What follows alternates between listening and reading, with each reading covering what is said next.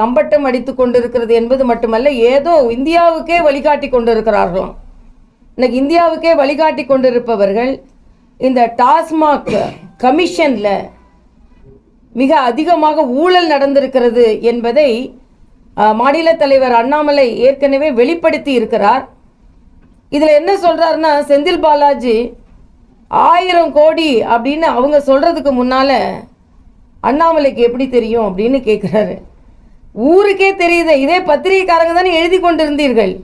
10 பைசாலிருந்து 30 பைசா commission வாங்கப்பட்டு கொண்டு இருக்கிறது. 5040 டாஸ்மாக் கடைகள் தமிழகம் முழுவதும் இருக்கிறது.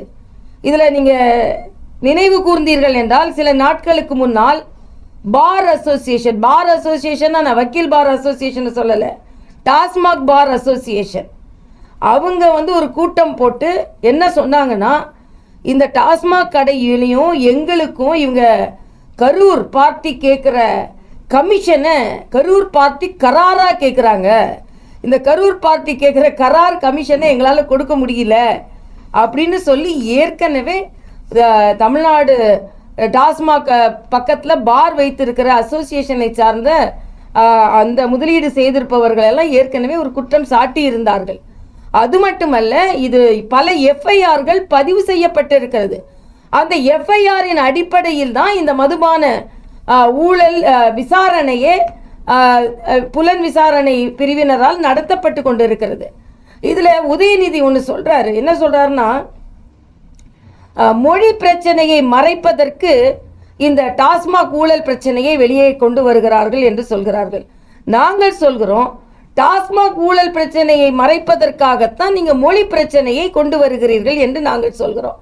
என்ன சொல்கிறாங்கன்னா, இந்த ஹிந்தி 3வது மொழி என்றால் ஹிந்தி தான் எல்லா இடத்திலும் அழுத்தி விடும் என்று. அப்படி இல்லை, மற்ற மாநிலங்களே அவர்கள் உதாரணம் காண்பிக்கிறார். மற்ற மாநிலங்கள் பார்த்தீங்கன்னா, இப்போ மகாராஷ்டிரா, குஜராத் போன்ற இடங்களில் சுற்றி இருக்கின்ற மாநிலங்களில் ஹிந்தி படிக்கின்ற மாநிலங்கள், அதனால் அவங்க ஹிந்தி படிச்சிருப்பாங்க. இப்போ நமக்கு சுற்றி இருக்கின்ற மாநிலங்கள் எல்லாம் நமது சகோதர மாநிலங்களான மலையாளம், தெலுங்கு, கன்னடம். ஆக நம்ம மக்கள் 3வது மொழியாக அதை எடுப்பதற்கு வாய்ப்பு இருக்கிறது.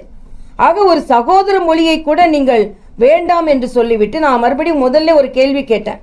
இன்னைக்கு தமிழ் மீது இவ்வளவு அக்கறை கொண்டிருப்பவர்கள் தமிழ்நாட்டு மாடல் என்று நீங்கள் சொல்ல மறுக்கிறீர்கள், திராவிட மாடல் என்று சொல்கிறீர்கள். திராவிட மொழியை மற்ற சகோதர மொழியை கற்றுக் கொடுக்க கூடாது என்று சொல்கிறீர்கள்.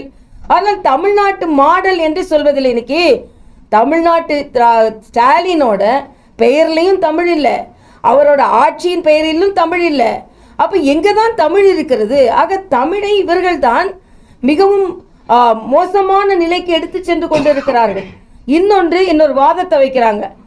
3வது மொழி வந்தது என்றால் ஹிந்தி நம்ம தமிழ் அழிந்துவிடும். தமிழை யாராவது அழிக்க முடியுமா? 5000 வருடங்களுக்கு பழமையான மொழியை அதுவே நீங்கள் தமிழை குறைத்து மதிப்பிடுகிறீர்கள் என்று சொல்கிறேன். பாலாஜியை பொறுத்த வரைக்கும் அவர் செந்தில் பாலாஜி கமிஷன் தான். ஏன்னா டிரான்ஸ்போர்ட்டாக இருக்கும்போதும் அவருக்கு பஸ்ஸு ஓடும்போதும் கமிஷன் வாங்குவார், அது ஓடும்போதும் கமிஷன் வாங்குவார், உள்ளே போடும்போதும் கமிஷன் வாங்குவார்.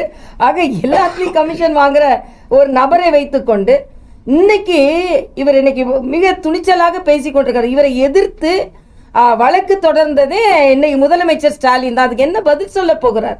இன்று 2026 தேர்தலை எதிர்கொள்ள போவது மணல் கொள்ளையும் மது கொள்ளையும் தான்.